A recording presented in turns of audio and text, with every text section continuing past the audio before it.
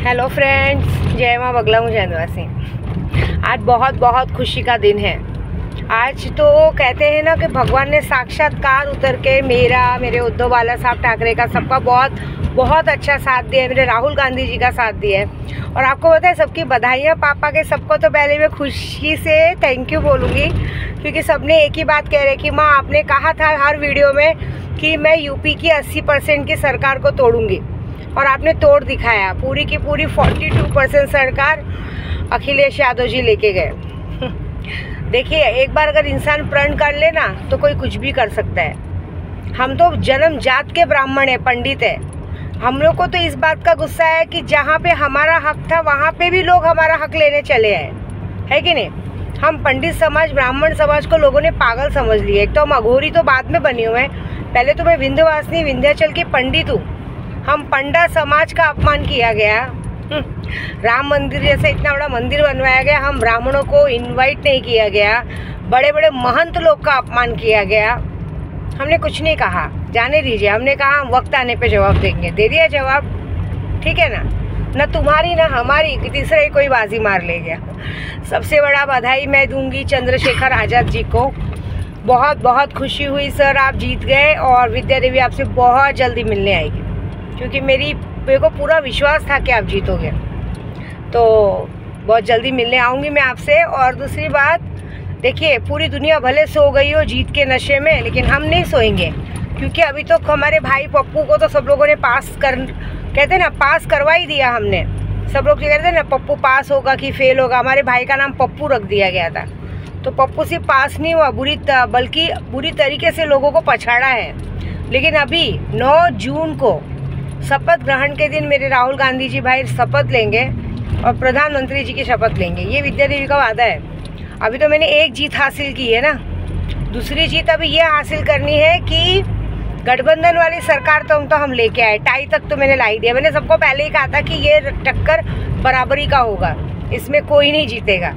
तो अभी ये बराबरी के टक्कर में अब ये बात है कि मेरा दूसरा टास्क है कि राहुल गांधी जी प्रधानमंत्री बने। ये मेरी इच्छा है, क्योंकि भाई मैं एक वोटर हूँ, मैं अपनी इच्छा जाहिर कर सकती हूँ। और इसी इच्छा को जाहिर करने के लिए मैं निकल चुकी हूँ सैलानी। क्योंकि आप लोग भले सो जाएंगे आज रिजल्ट आते वक्त, मैं नहीं सो सकती, मेरा काम बाकी है ना अभी। क्योंकि मैं तो शुरू से ही लगी हूँ। मैं दतिया भी गई थी 3 तारीख को। मैंने कहा ही था 11 लाख जब किया। मेरी माँ बगला मुखी ने तो चमत्कार दिखा दिया। बगला मुखी की पूजा, मेरे सैलानी दरबार की ताकत, कहते हैं सबसे बड़ा मेरे मस्तान बाबा की ताकत। मैं इतने मंदिरों में पैदल घूमी हूँ, सब पूजा पाठ किया है, जाप किया है। इस मेरी विश्वास की जीत हुई है। और अभी जो थोड़ी सी जीत बाकी, मतलब समझ लो हमने 99% जीत हासिल कर ली, 1% जीत बाकी है। और वो जीत होगी 9 जून को। ये देख लीजिएगा कि शपथ ग्रहण कौन लेता है। इतना तक तो भगवान, मुझे अपने मस्तान बाबा पे इतना भरोसा तो है कि विद्या देवी की मुँह की डाली ज़रूर चमकाएंगे। और ये करके मैंने साबित करके दिखाया है कि पूजा पाठ में अदृश्य जो शक्तियाँ दिखती नहीं है, वह अदृश्य शक्तियाँ जो कमाल दिखा सकती है, कोई नहीं दिखा सकता। और हम अघोरी और ब्राह्मण अगर एक बार अपनी औकात पे आ गए तो तुम्हारा नसीब बदल भी सकते हैं और तुम्हें बिगाड़ भी सकते हैं। और बाकी दुश्मनों के लिए भी यही खबर है कि भाई मैं पहुंच रही हूँ। मैंने अभी रास्ते में निकलते समय ही कहा है सैलानी बाबा से कि बाबा जी, जिसने मेरी 100 लड़कियों की शादी में अड़चन डालने की कोशिश की, हो सकता था 50 लड़कियों का घर बस जाता, लेकिन जिसने ये हरकत की तेरे दरबार में चादर चढ़ाने तक, उसकी मौत की खबर तो मुझे ज़रूर देंगे। क्योंकि मैं अपने भगवान से जिद करती हूँ, मैं अपने माँ बाप से जिद करती हूँ कि वही मेरे लिए सब कुछ है। तो ये बात तो पक्की है कि जीत तो मेरी शानदार हुई है। आपको सच बताओ, जिस तरह से हमारा महाराष्ट्र नाच रहा है, गा रहा है, मुझे ऐसा लग रहा है कि मैं जीत गई हूँ। मुझे बहुत बड़ी जीत मिली है, ऐसी बात है। और बहुत जल्दी मैं अपने उद्धव बाला साहब ठाकरे जी से मिलूँगी। मैं नहीं मिलूँगी, मेरी इच्छा है कि वो मुझे बुलाए एक बार मिलने के लिए। पूरे यूट्यूब के सामने बोल रही हूँ कि अगर मैंने सच्चे दिल से उनके लिए मेहनत की है, अगर सच्चे दिल से मैंने अपने राहुल गांधी जी के लिए मेहनत की है, निस्वार्थ मन से उद्धव बाला साहब ठाकरे के लिए मेहनत की है, तो ये दोनों भाई अपनी बहन को खुद ब खुद न्योता देंगे कि आके हमसे मिलो, तब ये बहन उनसे मिलेगी। बाकी मुझे कोई स्वार्थ नहीं है, निस्वार्थ मन से काम किया है। अभी एक काम बचा है, वो भी काम पूरा करूँगी। और एक बात, ये सब काम मैंने अपने आप को साबित करने के लिए किया था, और साबित करके दिखाया, और बहुत अच्छे से साबित करके दिखाया। मैं तो सिर्फ अपने चित्रा भैया की आवाज़ सुनना चाहती हूँ। अब तक उन्होंने मुझे मैसेज नहीं किया। क्योंकि लास्ट टाइम राजस्थान में जब बीजेपी की सरकार आ गई थी तो उन्होंने कहा था कि हमें लगा था ऐसा होगा वैसा होगा। तभी मैंने उन्हें कहा था कोई बात नहीं, ये तो मेरे हाथ में नहीं था, ये जो मेरे हाथ में वो मैं करके दिखाऊंगी। और 80 मैंने पूरे देश का मुआयना किया था कि कौन सी सीट कहाँ पे है, और उस सीटों का मुआयना करके मैंने यूपी की 80% सीट तोड़ने का सोचा था, राजस्थान की तोड़ने की सोची थी, हर जगह की तोड़ने की सोची थी, और हर जगह की बखूबी बहुत अच्छे से मैंने कमर तोड़ी है। और बाकी की कमर तो बस ये गठबंधन सरकार में टूट जाएगी, लेकिन होगा वही जो हम चाहेंगे। क्योंकि इस वक्त कहते हैं ना, जिस तरह से जिन्नात मेरे पास हाजिर हुए, जिस तरह से मेरे मस्तान बाबा का हाथ मेरे सर पे है, ये बात तो पक्की की जीत मेरी होगी। और पप्पू बहुत अच्छी तरीके से पास होगा, 99% से पास होगा, ये उसकी विद्या बहन का वादा है।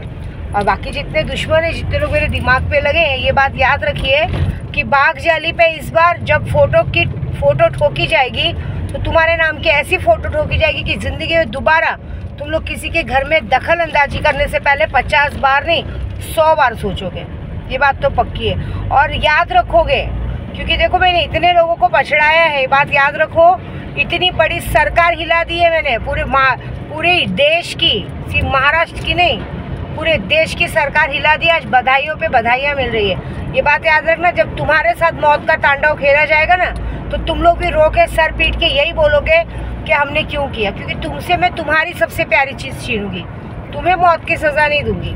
तुम जिससे सबसे ज़्यादा प्यार करते रहोगे, तुम्हारी सबसे प्यारी चीज़ छीनी जाएगी, और वो मैं छीन के रहूँगी। बस कल रात का वेट तो करो, मैं तो निकल चुकी हूँ अपने बाबा के पास, अब देखो मज़ा क्या होता है। बस वेट तो करो, क्योंकि पूरी दुनिया सो सकती है, विद्या देवी नहीं सो सकती है, क्योंकि माँ बगलामुखी की बेटी हूँ मैं। बगलामुखी पूरी रात जागती है, और देखो बगलामुखी की पूजा ने साबित कर दिखाया। जिस तरह से कहते हैं ना, मंदिर मस्जिद बनाने से पॉलिटिक्स नहीं खेली जाती, मंदिर मस्जिद में पंडित बन के पूजा करने से पॉलिटिक्स नहीं खेली जाती। जिसका काम उसी को साझे, ये काम याद रखना। हम पंडितों का काम हमें करने दो और तुम्हारा काम तुम करो, तो ही होगा। अगर अभी तो सिर्फ बीच में आए हो तो इस तरह से खदेड़ा गया है। दोबारा अगर कभी हम पंडितों के बीच में आए तो ये बात याद रखना कि मेरे जैसी और विद्या देवी तुम जैसे को ऊपर पहुंचाने में जर्रा भी पीछे नहीं हटेगी। ये बात लिख के लेना, और नहीं लिख सकते हो तो नोट कर लेना अगर लिखने नहीं आता होगा तो। ठीक है, जय माता दी।